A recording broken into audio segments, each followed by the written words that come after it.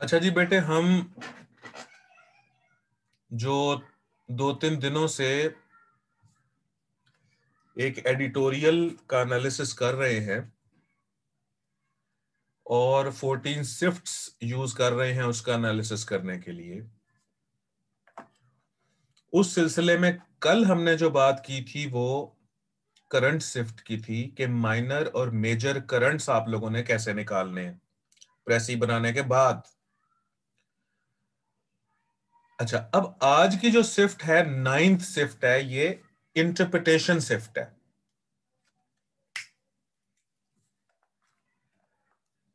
अब इंटरप्रिटेशन है क्या,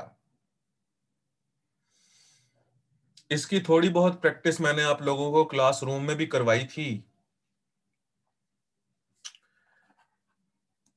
सादा अल्फाज में आप लोगों को मैं बताऊं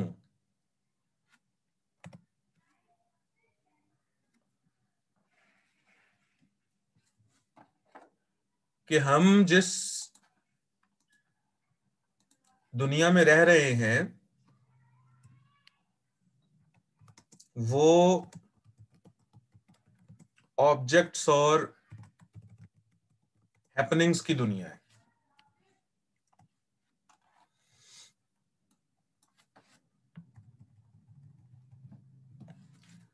वो ऑब्जेक्ट्स और हैपनिंग्स की दुनिया है।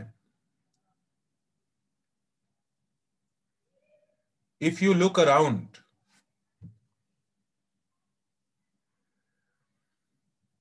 you observe several objects and occurrences, happenings in the form of celebrations or events or incidents or accidents or functions or meetings or gatherings.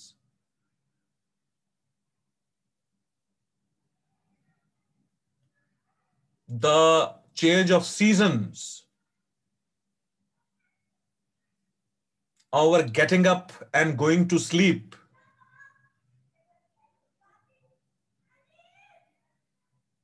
the traffic on the road, vehicles moving here and there, ये सारी happenings हैं.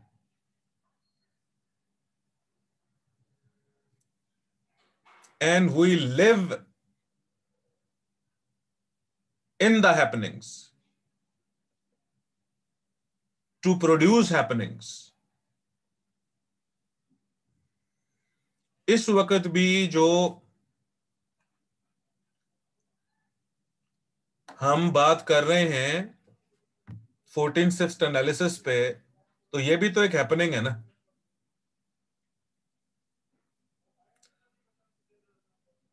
तो हमारे इर्द गिर्द या तो चीजें पड़ी हुई हैं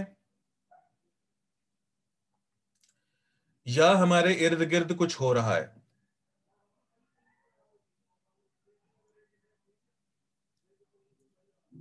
And all of us have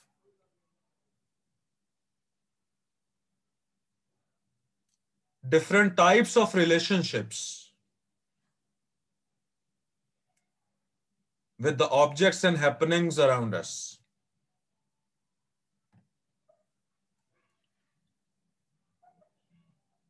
आपके ड्राइंग रूम में लटका हुआ फानूस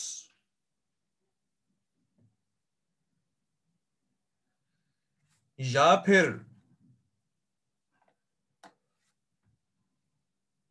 जब आप सड़क पर पैदल चल रहे हो तो आपके रास्ते में पड़ा हुआ पत्थर,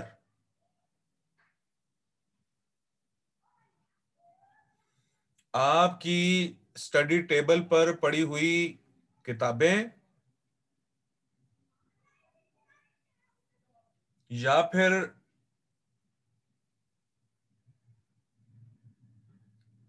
सड़क पे पड़ा हुआ कोई डिस्कार्डेड पीस ऑफ न्यूज़पेपर, सबके साथ आपका रिलेशनशिप है।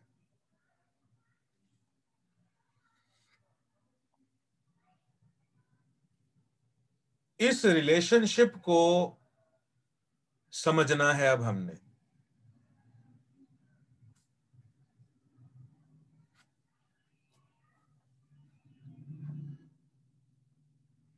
बात मैं इस तरीके से बताऊं आपको कि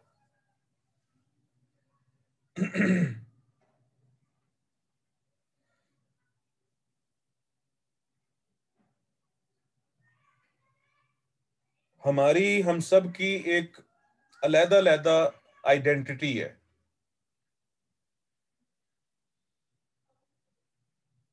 और इस आइडेंटिटी के जो मेकर्स हैं वो कई हैं।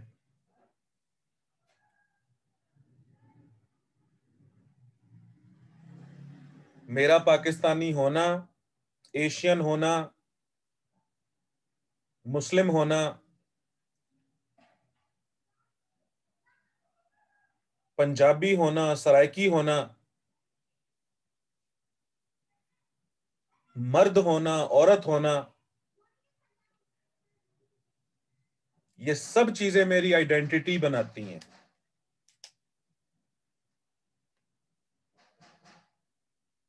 मैं उर्दू बोलता हूं, मैं पश्तो बोलता हूं, मैं फ्रेंच बोलता हूं, ये भी मेरी आइडेंटिटी है।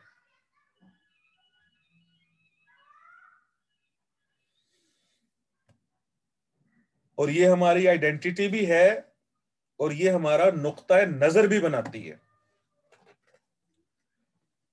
This also constitutes our perspective to observe the objects and happenings around us. एक मिनट होल्ड कीजिएगा।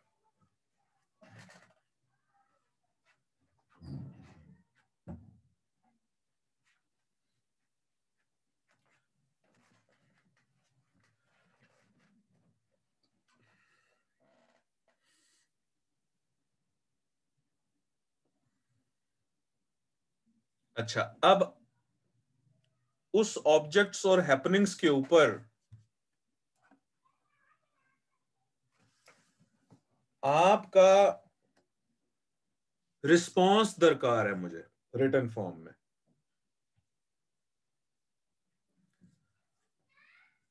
तो जब आप किसी ऑब्जेक्ट्स और हैपनिंग्स के साथ महसूस करते हो कि आपका एक ताल्लुक है, उस ताल्लुक को समझने की जरूरत है।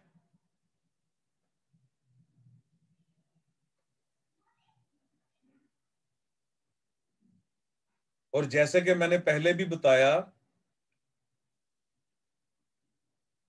कि जिस तरह आपका एक रिलेशनशिप आपके कमरे में पड़ी हुई किताब से है, वैसा ही एक रिलेशनशिप सड़क पे पड़े हुए पत्थर से भी है।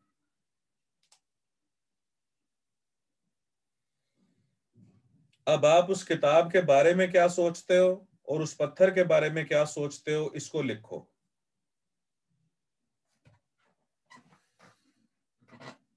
आपके माइंड में जो फ्रैंक, कैंडिड, इम्प्रॉम्प्चू, एक्सटेम्पोरेनियस फीलिंग्स जो आती हैं, जो थॉट्स आती हैं, मैं चाहता हूं कि आप उनको लिखो। मतलब मैं ये चाहता हूं कि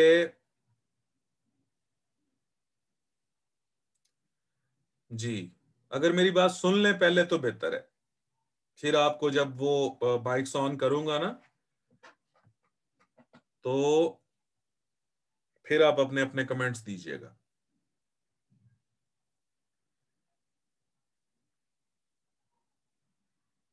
अब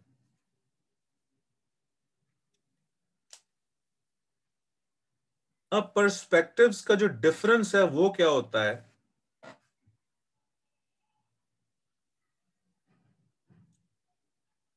कि एक मरीज के मुतल्लिक उसके रिलेटिव्स की थॉट्स डिफरेंट हैं,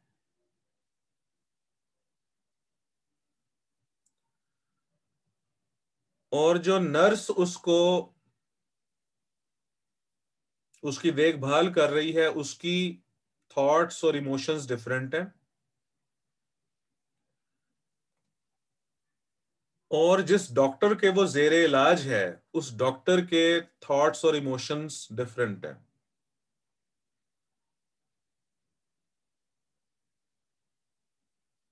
और जिस रिक्शे में उस मरीज को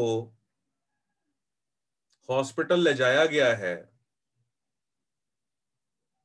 उस रिक्शे वाले के लिए वो सिर्फ एक सवारी है,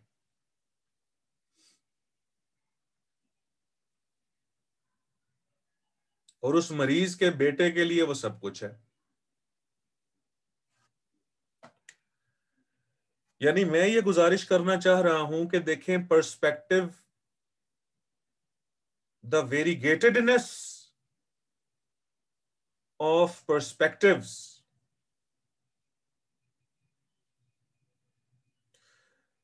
is rooted in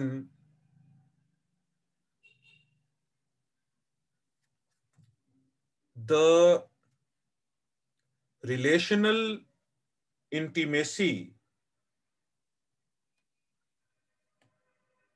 of the observer.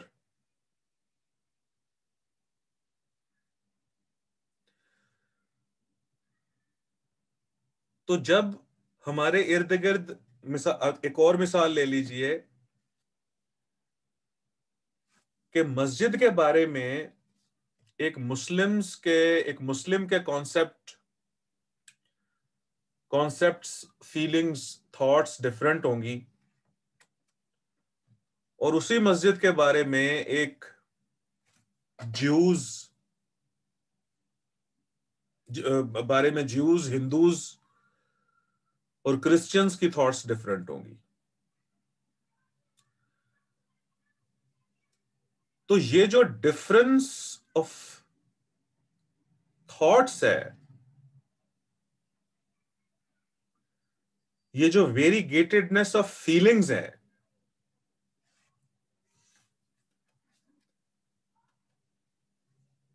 This constitutes the comprehensive design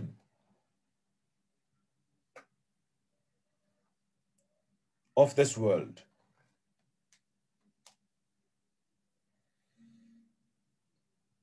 अब जो क्रिटिक्स होते हैं वो करते क्या है?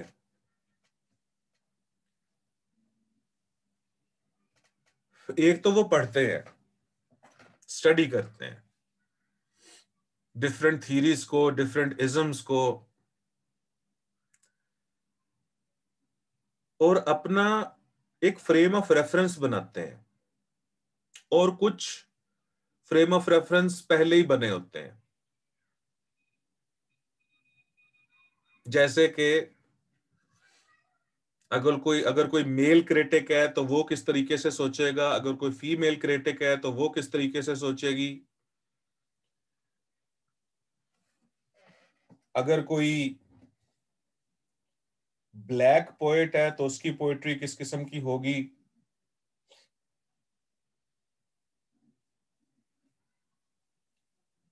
तो बाज औकात तो जो मेकर्स ऑफ पर्सपेक्टिव होते हैं वो देर ऑलरेडी विद अस, लेकिन बाज औकात इसको जो क्रिटिक्स हैं वो डेवलप भी करते हैं।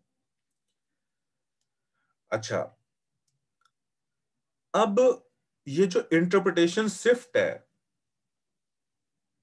ये बेसिकली क्रिटिकल थिंकिंग और क्रिटिकल इवैल्यूएशन और क्रिटिसिज्म का पहला उसूल है, मेरी हम्बल ओपिनियन में।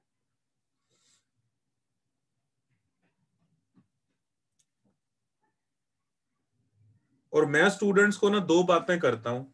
एक तो ये कि वो पढ़ें, ज्यादा से ज्यादा जब पढ़ेंगे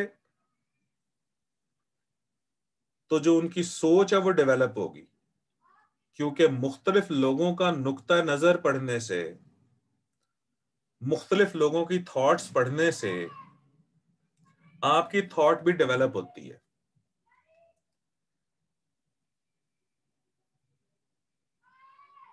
तो एक तो मैं स्टूडेंट से कहता होता हूं कि आप लोग पढ़ो, दूसरा मैं ये कहता हूं कि ऑब्जेक्ट्स और हैपनिंग्स पे अपना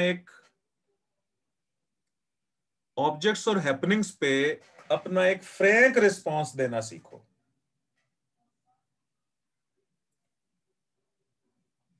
एक नेचुरल रिस्पॉन्स देना सीखो।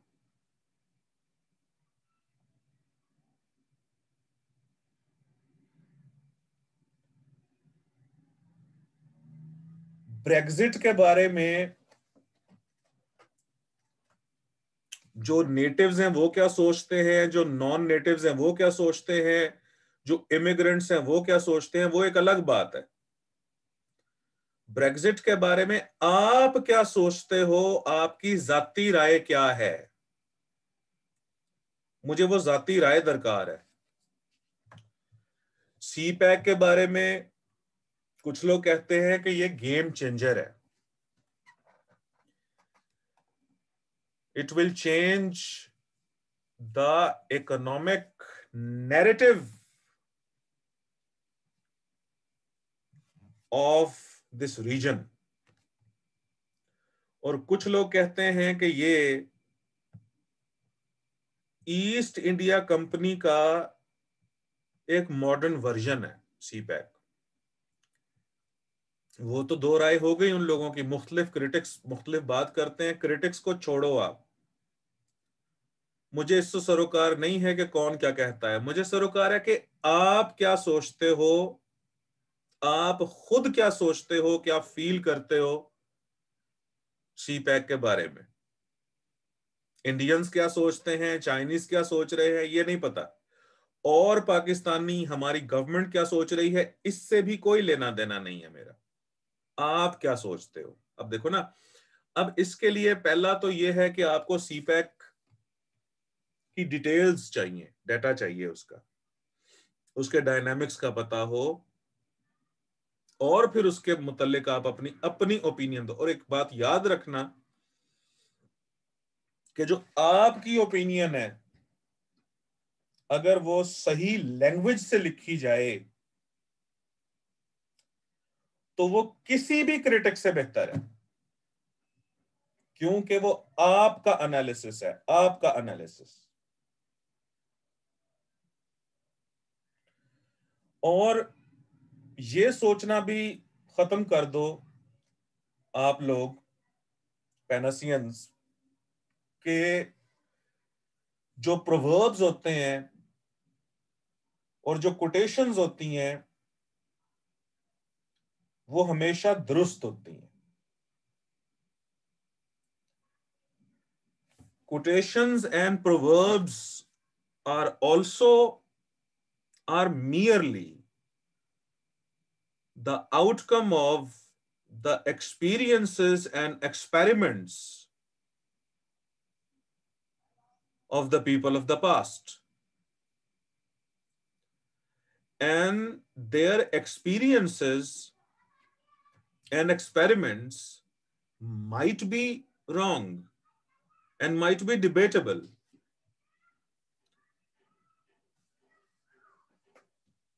तो आप खुद क्रिटिक हो। अब क्रिटिक को डिफाइन करने की बजाय मैं सादा अल्फाज में आपको बता दूं कि हर वो बंदा क्रिटिक है, नंबर 1 जो कि सोचता है, और नंबर 2 जो अपनी जाती राय देता है। जाती राय इंस्पायर्ड जरूर हो सकती है,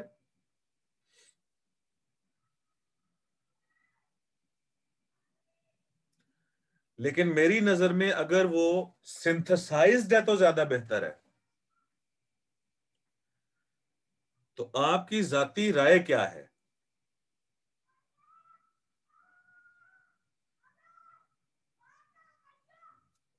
किसी चीज को अच्छा बुरा ना कहो, ये बताओ कि वो क्यों अच्छी है, और ये बताओ कि वो क्यों बुरी है।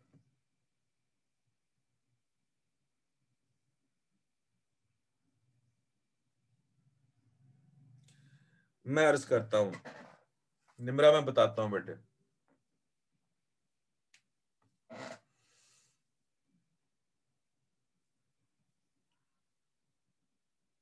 और ये प्रैक्टिस हम स्टार्ट कैसे करेंगे? अब खुद से सोचने की,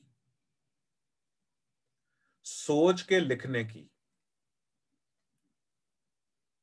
हम ऑब्जेक्ट्स और हैपनिंग्स पे तो बाद में बात करेंगे। अब हम अपना टारगेट बना लेते हैं टेक्स्ट को,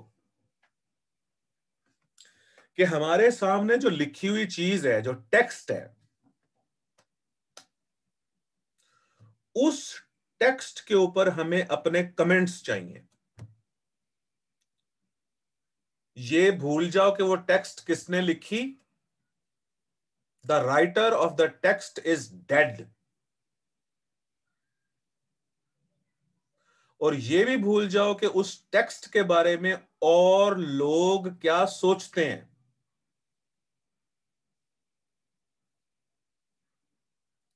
So there is no writer or author of the text. The author and writer are dead.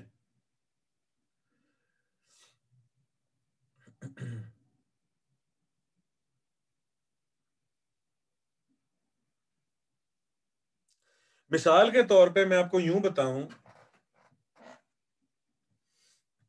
कि एक आपके सामने डिश आई है और आप इन चक्करों में मत पड़ो कि वो डिश किसने बनाई, किस जगह पे बनी, किस वक्त बनी, उसके जो इंग्रेडिएंट्स हैं वो देसी हैं या बदेसी हैं। आप उस डिश की कंपोजिशन पे बात करो कि अगर उस डिश ने आपको जायका दिया है तो उसकी रीजंस क्या हैं, इस पे बात करो।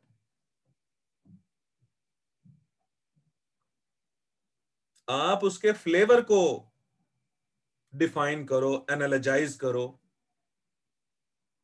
आप उसके अंदर जो स्पाइसेस का बैलेंस है उसके ऊपर बात करो कि इस वजह से ये आपको अच्छी लगी। जिस तरह से उसको प्रेजेंट किया गया है आप उस पे बात करो कि इस वजह से वो आपको अच्छी लगी। आपकी दिलचस्पी इसलिए भी बनी उसके अंदर कि उसके अंदर जो था वो घी ज्यादा नहीं था। आप प्योरली जो डिश आपके सामने है आप उस पे राय दो, ना कि उसके मेकर पे, या ना कि उसकी ये वो कब बनाई गई थी। तो इसी तरह से अब टेक्स्ट आपके सामने आएगी। अब आप ये भूल जाओ कि वो टेक्स्ट किसने लिखी, क्या वो एडिटोरियल है या वो कोई नॉवल है, ड्रामा है या वो कोई रिपोर्ट है। वो सिर्फ टेक्स्ट है। और ये भी भूल जाओ कि वो किसने लिखी। अब आपके जहन में जो उसके बारे में राय बन रही है वो लिखो। तो हुजूरे वाला किसी एक ऑब्जेक्ट या एक हैपनिंग के बारे में मुख्तलिफ अंदाज में सोचना इंटरप्रिटेशन होता है।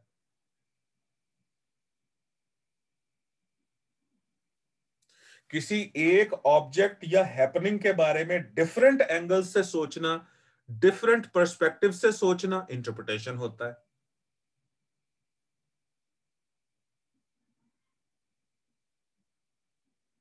और फिर मैं एक बड़ा सादा से अल्फाज में आपको बता दूं कि ये जो क्रिटिसिज्म होता है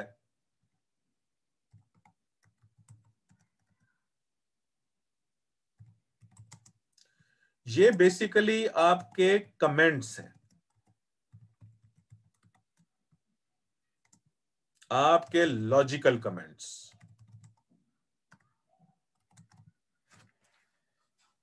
ये जो क्रिटिसिज्म है ये आपके लॉजिकल कमेंट्स हैं। सादा तरीन अल्फाज में बताऊं आपको। अच्छा, अब हम एक टेक्स्ट को उठाते हैं और उसकी इंटरप्रिटेशन करते हैं। फिर दोबारा हम थ्योरी के ऊपर आएंगे।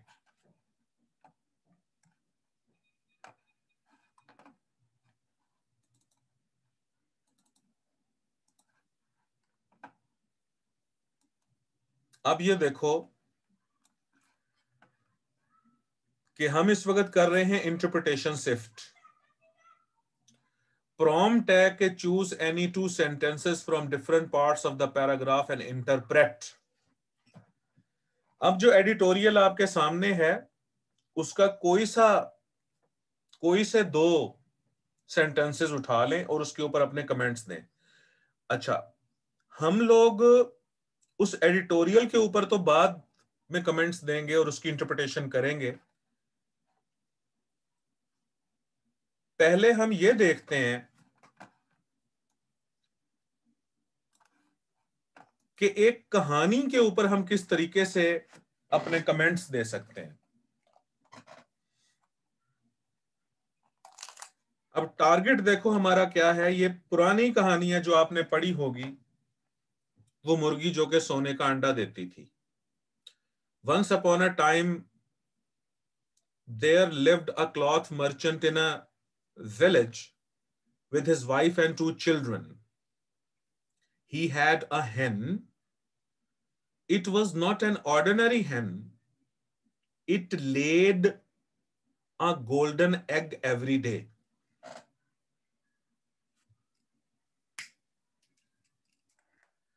अब ये लाइंस आपके सामने है।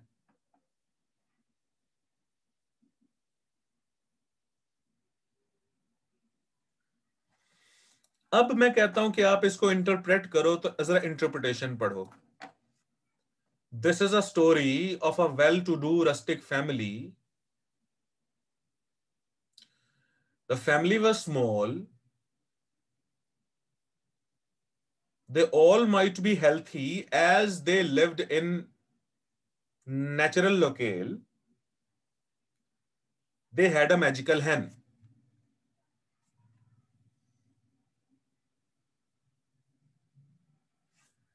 अब आप कंपेयर करो इस कहानी को और नीचे दिए हुए कमेंट्स को, जिसको मैं इंटरप्रिटेशन कह रहा हूं।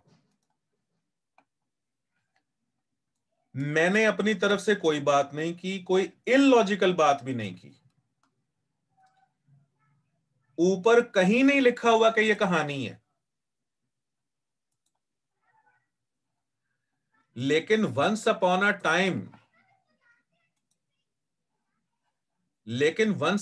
टाइम का जो फ्रेज है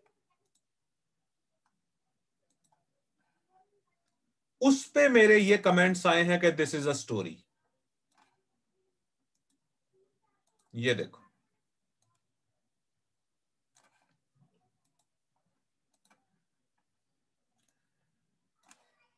वंस अपॉन अ टाइम, ये टेक्स्ट है ना मेरे सामने। हम इस वक्त टेक्स्ट की इंटरप्रिटेशन कर रहे हैं, और इंटरप्रिटेशन का जो मैं आपको बता रहा हूं कि किसी एक ऑब्जेक्ट और हैपनिंग को डिफरेंट अंदाज में देखना, ये इंटरप्रिटेशन होती है।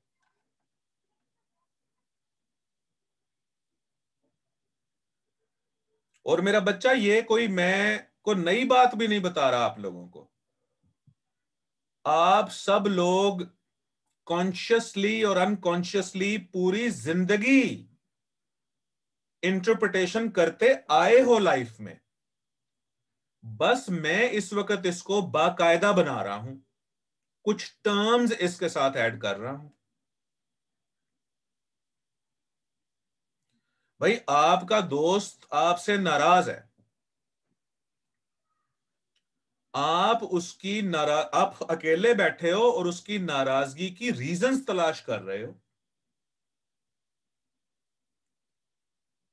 कि यार लास्ट टाइम उसने कुछ पैसे मांगे थे, मैंने उसको नहीं दिए, शायद इस वजह से उसने मुझसे बोलना छोड़ दिया है। या लास्ट फंक्शन में हम लोग इकट्ठे गए थे और वो चाह रहा था कि मैं उसके साथ बैठूं, लेकिन मैं और दोस्तों की कंपनी में चला गया, शायद इस वजह से नाराज है। या शायद वो नाराज है ही नहीं, उसे कोई प्रॉब्लम है, इस वजह से वो मुझसे बात नहीं कर रहा। उसके घर में भी डिफरेंट इश्यूज चल रहे हैं, शायद इस वजह से वो कांटेक्ट में नहीं रहा मुझसे। ये जो आप मुख्तलिफ सोचें सोच रहे हो, ये इंटरप्रिटेशन ही है, ये क्रिटिकल थिंकिंग ही है।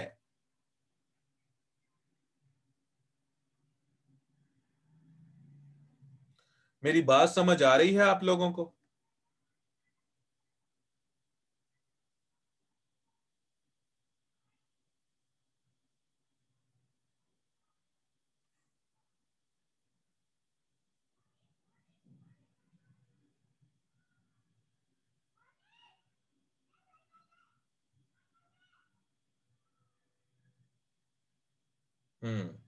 चलें, शाबाश। तो ये जो मैं आपसे एक्टिविटी करवाना चाह रहा हूं,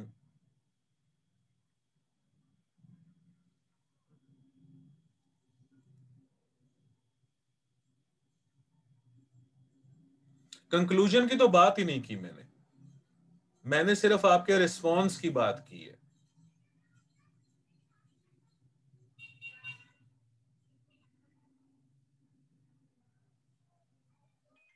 अब ऊपर लिखा हुआ था वंस अपॉन अ टाइम, और उसको इंटरप्रेट मैंने किया दिस इज अ स्टोरी। क्यों इंटरप्रेट किया? कि जनरली स्टोरीज ही वंस अपॉन अ टाइम से स्टार्ट होती हैं।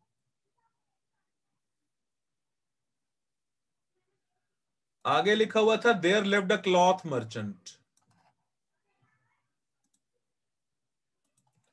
क्लॉथ मर्चेंट, तो मैंने लिखा वेल टू डू, क्योंकि अगर वो कपड़े का ताजिर है, अगर वो तिजारत करता है, तो प्रोबेबिलिटी यही है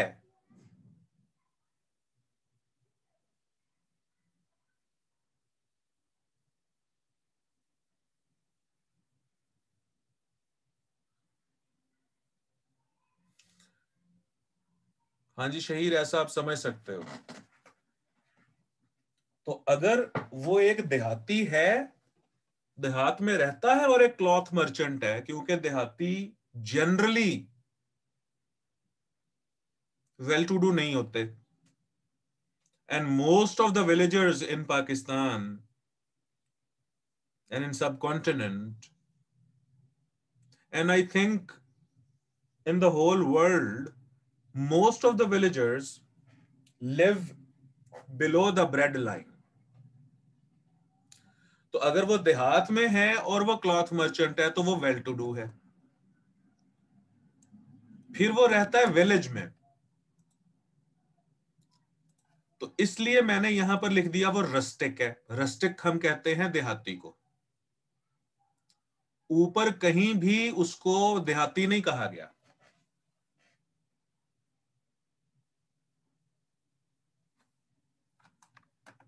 अच्छा, फिर मैंने लिखा दिस इज अ स्टोरी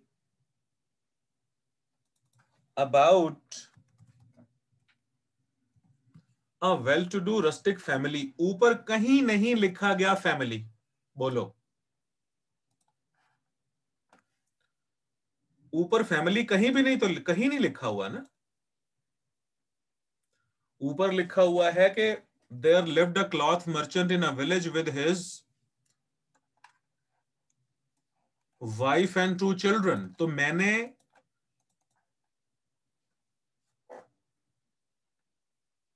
इस पे कमेंट किया कि वो एक फैमिली है। फिर ऊपर बात हुई थी फैमिली मेंबर्स की, वाइफ एंड टू चिल्ड्रन।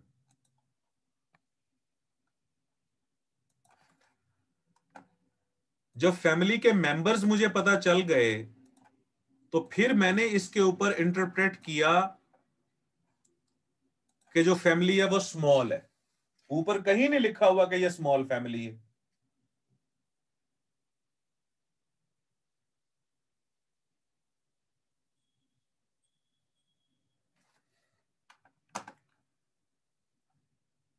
तो ये जो मैं कमेंट्स कर रहा हूं इस वक्त, ये मेरे कमेंट्स हैं। कमेंट्स यही मेरी इंटरप्रिटेशन है, यही मेरी क्रिटिकल कमेंट्री है, यही मेरा क्रिटिसिज्म है। तो क्रिटिसिज्म और इंटरप्रिटेशन को सादा अल्फाज में हम कहेंगे लॉजिकल कमेंट्स। कमेंट्स इलॉजिकल ना हो।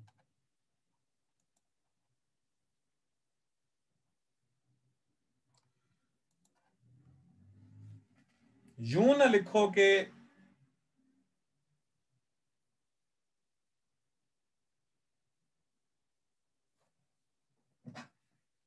लिखो कि जो हस्बैंड है उसकी एज जो है वो 45 है और वाइफ की एज जो है वो 25 है। ये इंटरप्रेट तो कर ही नहीं सकता क्योंकि टेक्स्ट में कोई क्लू नहीं मिला। ये ना लिखो कि उसके दो बच्चे जो हैं वो आपस में लड़ते रहते हैं और बदतमीज हैं। ये ना लिखो क्योंकि टेक्स्ट तो नहीं मुझे बता रही कि वो दो बच्चे लड़ते रहते हैं और बदतमीज हैं। ये ना लिखो कि बड़े वेल मैनर्ड है, क्योंकि टेक्स्ट ने नहीं बताया कि वेल मैनर्ड है।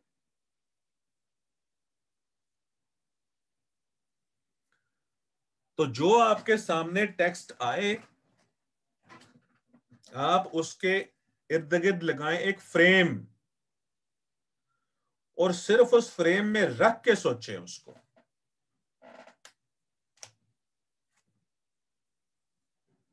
अच्छा, फिर मैंने लिखा they all might be healthy. मैंने ये नहीं लिखा कि दे वर हेल्थी, मैंने लिखा माइट बी हेल्थी। क्यों? कि वो एक नेचुरल लोकेल में रहते थे। फरहान खलील, रीफ्रेज जो होता है ना बेटे, उसमें हमने सिर्फ अल्फाज चेंज करने होते हैं। रीफ्रेज का मिजाज और है। रीफ्रेज ये होगा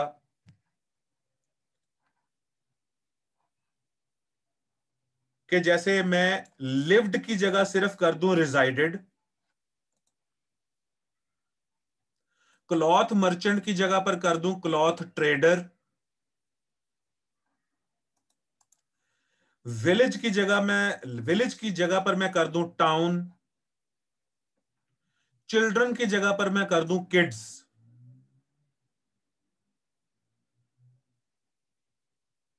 या एक्टिव वॉइस का पैसिव वॉइस बना दूं, पैसिव वॉइस का एक्टिव वॉइस बना दूं।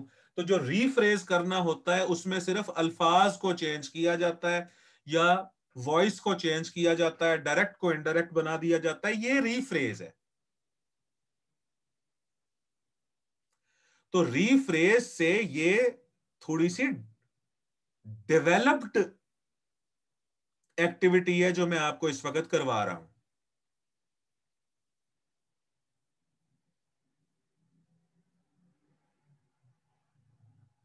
वॉइस का क्या पूछ रहे हैं आप?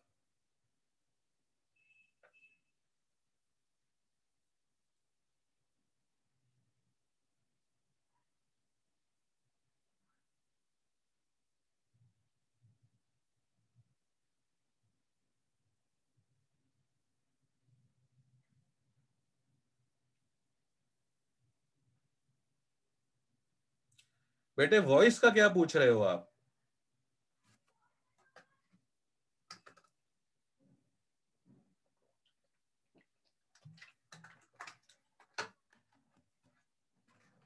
या इसको मैं क्वेश्चंस बना देता हूं।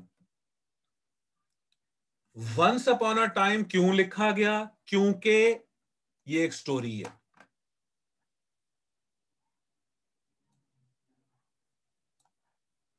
क्लॉथ मर्चेंट का इस स्टोरी में होना क्या बताता है कि वो अमीर है या गरीब है? वो अमीर है।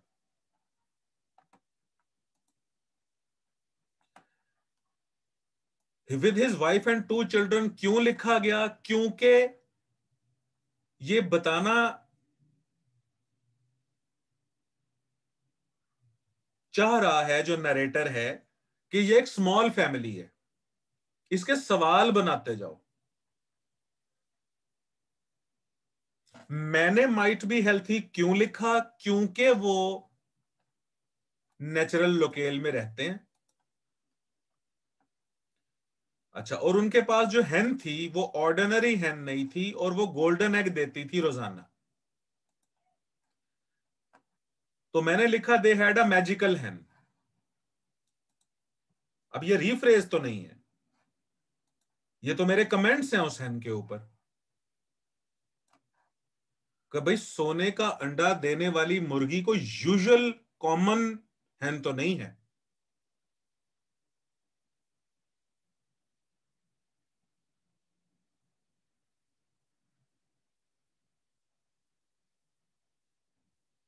यूनिक हम इसलिए नहीं कह सकते कि यूनिक हैंस तो मौजूद है दुनिया में।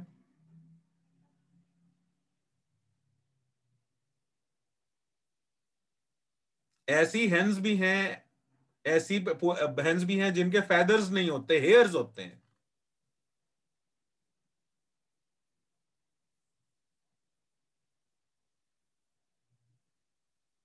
और ऐसी हैंस भी हैं जिनके पैरों तक फेदर्स होते हैं।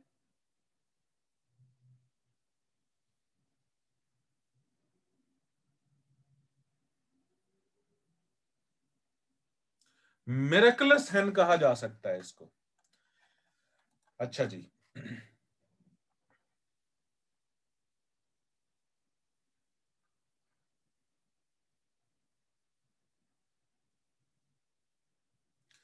अच्छा, अब आपको पूरी स्टोरी पता है, लेकिन आप लोगों ने ये भूल जाना है कि आपको पूरी स्टोरी पता है।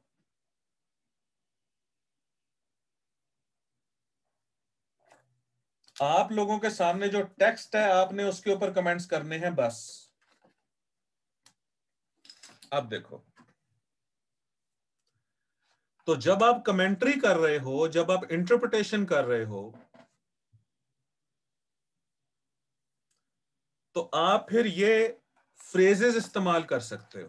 ये it can be alluded that, the words suggest that, one can opine that, the words manifest that, the situation indicates that, this reveals that, this statement implies that, it can be inferred that, it can be deduced that, it can be gathered, one can surmise, one can collect, it can be connoted that. The statements insinuates that, it can be entailed that, or the lines entails that. ये phrases हैं जो आप use कर सकते हो।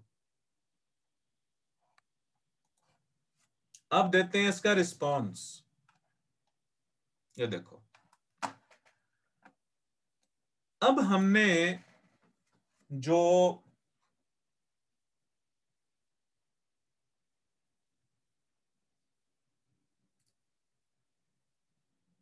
Editorial उठाया हुआ है, उस एडिटोरियल की मैंने एक लाइन उठाई है। इन नवंबर लास्ट ईयर,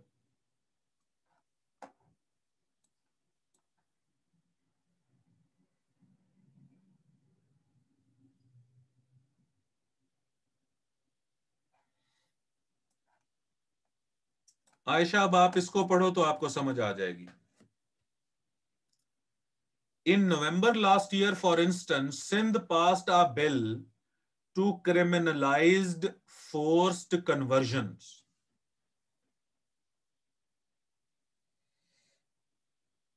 कहता है पिछले साल नवंबर में क्या हुआ था, मिसाल के तौर पे Sindh passed a bill, Sindh assembly में एक बिल पास हुआ था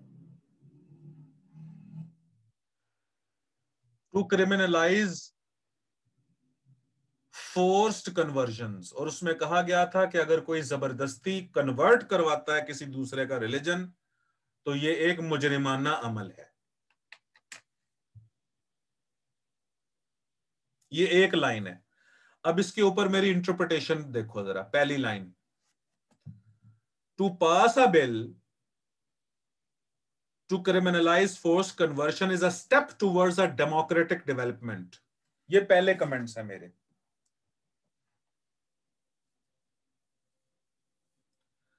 मैं गुजारिश मैंने ये की है कि बिल पास करना ही एक स्टेप है डेमोक्रेटिक डेवलपमेंट का। It also suggests that the operation should count its days now. और बिल ये भी सजेस्ट कर रहा है कि जो जुल्म है उसको अपने दिन गिन लेने चाहिए।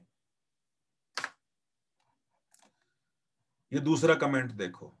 तीसरा कमेंट देखो, this attempt ensures that the law makers of Sindh are sensible and responsible.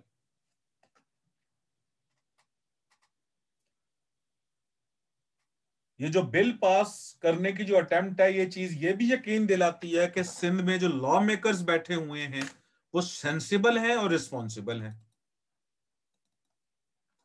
Such a behaviour announces freedom to almost every citizen.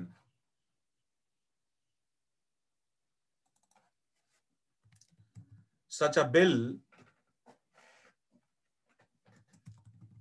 might announce freedom to almost every citizen. Moreover, such a bill indicates that lawmaking machinery is not dormant. एक line के ऊपर ये 6 मुख्तलिफ अंदाज में राय दी है मैंने। Number 1, number 2, 3, 4 और 5। ये मेरे कमेंट्स हैं और ये मेरी इंटरप्रिटेशन है। आपकी टारगेट लाइन क्या थी? उसमें सिर्फ ये लिखा हुआ था कि पिछले साल नवंबर में सिंध असेंबली ने एक बिल पास किया जिसमें कहा गया कि किसी से जबरदस्ती मजहब चेंज करवाया जाए तो ये एक क्रिमिनल प्रैक्टिस है। पहला कमेंट मैंने ये दिया कि टू पास अ बिल, के बिल पास करना is a step towards democratic development. ये एक कदम है डेमोक्रेटिक डेवलपमेंट का। भाई बिल पास किया जा रहा है इस किस्म का, तो इसका मतलब है कि इलाके में डेमोक्रेटिक डेवलपमेंट हो रही है। अच्छा, it also suggest that the operation should count it's days now. अच्छा, इससे यह भी हमें सजेस्ट होता है कि जो जुल्म है उसको अपने दिन गिन लेने चाहिए, क्योंकि बिल पास हो चुका। और ऐसा बिल इसीलिए पास हुआ है कि यह जुल्म होता होगा, और अगर ये बिल पास हो जाता है और ये इसको बिल अब प्रैक्टिकलाइज हो जा, इंप्लीमेंटेशन हो जाती है इसकी, तो जुल्म को अपने दिन गिन लेने चाहिए। दिस अटेम्प्ट इंश्योर्स की जगह कुछ और लिखते हैं।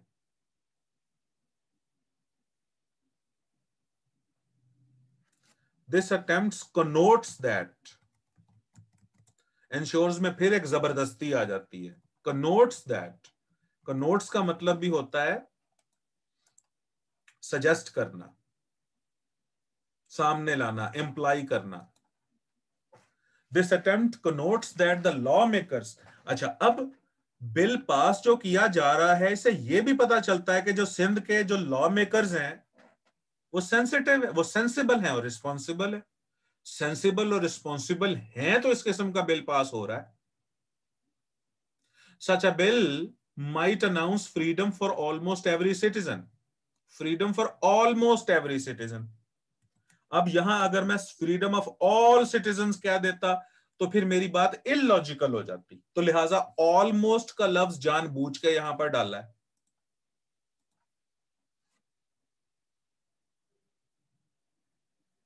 अच्छा, फिर मैंने ये नहीं कहा कि सच बिल माइट अनाउंस, सच बिल अनाउंसेस, मैंने लिखा माइट। माइट के अंदर भी पॉसिबिलिटी और प्रोबेबिलिटी आ गई। तो जब आप कमेंट्स करते हो तो उसमें सख्ती भी नहीं होनी चाहिए। Moreover, such a bill indicates that the law making machinery is not dormant, कि सिंध की जो लॉ मेकिंग मशीनरी है वो डॉर्मेंट नहीं है, वो इनएक्टिव नहीं है, वो एक्टिव है। तो ये हैपनिंग थी ना एक, ये जो प्रॉम्प्ट लाइन आपके सामने है इसमें एक हैपनिंग थी। अब हैपनिंग के ऊपर 5 कमेंट्स आपके सामने।